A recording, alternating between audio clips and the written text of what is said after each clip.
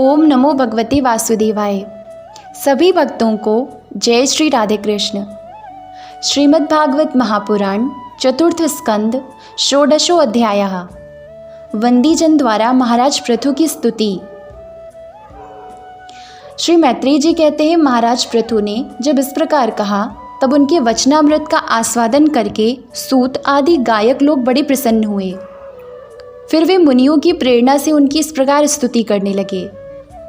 आप साक्षात देवप्रवर श्री नारायण ही हैं, जो अपनी माया से अवतीर्ण हुए हैं। हम आपकी महिमा का वर्णन करने में समर्थ नहीं हैं। आपने जन्म तो राजा वेन के मृतक शरीर से लिया है, किंतु आपके पौरुषों का वर्णन करने में साक्षात ब्रह्मा आदि की बुद्धि भी चकरा जाती है। तथापि आपके कथामृत के आस्वादन में आदर बुद्धि रखकर मुनियों के उपदेश के अनुसार उन्हीं की प्रेरणा से हम आपके परम प्रशंसनीय कर्मों का कुछ विस्तार करना चाहते हैं।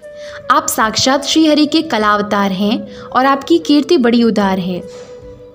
ये धर्मधारियों में श्रेष्ठ महाराज पृथु लोक को धर्म में प्रवृत्त करके धर्म मर्यादा की रक्षा करेंगे तथा उसके विरोधियों को दंड देंगे। ये अकेले ही समय समय पर प्रजा के पालन पोषण और अनुरंजन आदि कार्य के अनुसार अपने शरीर में भिन्न भिन्न लोकपालों की मूर्ति को धारण करेंगे तथा यज्ञ आदि के प्रचार द्वारा स्वर्गलोक और वृष्टि की व्यवस्था द्वारा भूलोक दोनों का ही हित साधन करेंगे।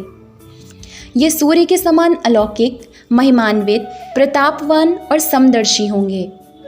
जिस प्रकार सूर्य देवता 8 महीने तपते रहकर जल खींचते हैं और वर्षा ऋतु में उसे उड़ेल देते हैं, उसी प्रकार ये कर आदि के द्वारा कभी धन संचय करेंगे और कभी उसका प्रजा के हित के लिए व्यय कर डालेंगे। ये बड़े दयालु होंगे। यदि कभी कोई दीन पुरुष इनके मस्तक पर पैर भी रख देगा तो भी ये पृथ्वी के समान उसके इस अनुचित व्यवहार को सदा सहन करेंगे। कभी वर्षा ना होगी और प्रजा के प्राण संकट में पड़ जाएंगे तो ये राजवेशधारी श्रीहरि इंद्र की भांति जल बरसाकर अनायास ही उसकी रक्षा कर लेंगे। ये अपने अमृतमय मुखचंद्र की मनोहर मुस्कान और प्रेम भरी चितवन से संपूर्ण लोकों को आनंद मग्न कर देंगे। इनकी गति को कोई समझ ना सकेगा। इनके कार्य भी गुप्त होंगे तथा उन्हें संपन्न करने का ढंग भी बहुत गंभीर होगा। इनका धन सदा सुरक्षित रहेगा। ये अनंत महात्म्य और गुणों के एकमात्र आश्रय होंगे। इस प्रकार मनस्वी पृथु साक्षात वरुण के ही समान होंगे।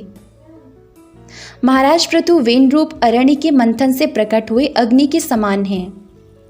शत्रुओं के लिए ये अत्यंत दुर्धर्ष और दुस्सह होंगे। ये उनके समीप रहने पर भी सेना आदि से सुरक्षित रहने के कारण बहुत दूर रहने वाले से होंगे। शत्रु कभी इन्हें हरा ना सकेंगे। जिस प्रकार प्राणियों के भीतर रहने वाला प्राण रूप सूत्रात्मा शरीर के भीतर बाहर के समस्त व्यापारों को देखते रहने पर भी उदासीन रहता है, उसी प्रकार ये गुप्तचरों के द्वारा प्राणियों के गुप्त और प्रकट सभी प्रकार के व्यापार देखते हुए भी अपनी निंदा और स्तुति आदि के प्रति उदासीनवत रहेंगे। ये धर्म मार्ग में स्थित रहकर अपने शत्रु के पुत्र को भी दंडनीय न होने पर कोई दंड ना देंगे और दंडनीय होने पर तो अपने पुत्र को भी दंड देंगे। भगवान सूर्य मानस उत्तर पर्वत तक जितने प्रदेश को अपनी किरणों से प्रकाशित करते हैं, उस संपूर्ण क्षेत्र में इनका निष्कंटक राज्य रहेगा। ये अपने कार्यों से सब लोगों को सुख पहुँचाएंगे, उनका रंजन करेंगे। इससे उन मनोरंजनात्मक व्यापारों के कारण प्रजा इन्हें राजा कहेगी। ये बड़े दृढ़ संकल्प, सत्य प्रतिज्ञ, ब्राह्मण भक्त, वृद्धों की सेवा करने वाले, शरणागत वत्सल, सब प्राणियों को मान देने वाले और दीनों पर दया करने वाले होंगे। ये पर स्त्री में माता के समान भक्ति रखेंगे, पत्नी को अपने आधे अंग के समान मानेंगे, प्रजा पर पिता के समान प्रेम रखेंगे और ब्रह्मवादियों के सेवक होंगे।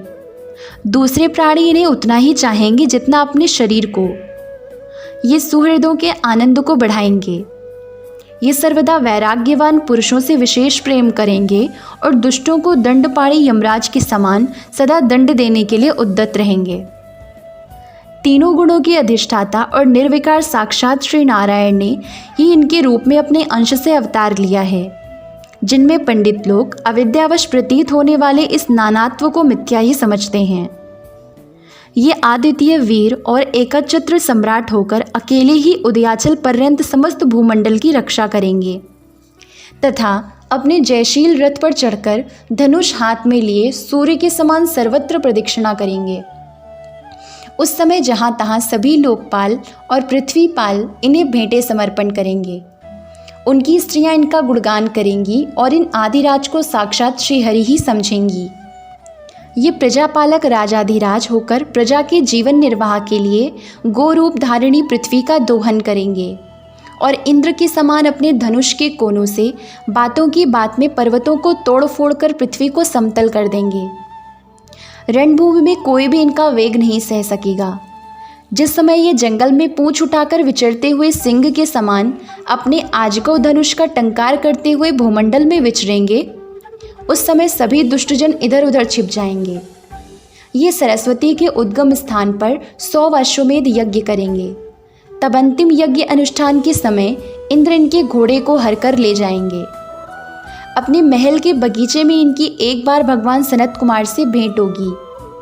अकेले उनकी भक्तिपूर्वक सेवा करके ये उस निर्मल ज्ञान को प्राप्त करेंगे जिससे परब्रह्म की प्राप्ति होती है। इस प्रकार जब इनके पराक्रम जनता के सामने आ जाएंगे तब ये परम पराक्रमी महाराज जहाँ तहाँ अपने चरित्र की ही चर्चा सुनेंगे।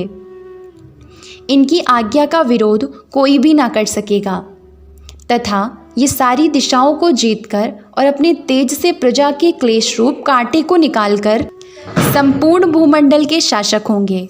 उस समय देवता और असुर भी इनके विपुल प्रभाव का वर्णन करेंगे। ओम नमो भगवते वासुदेवाय। जय श्री राधे कृष्ण।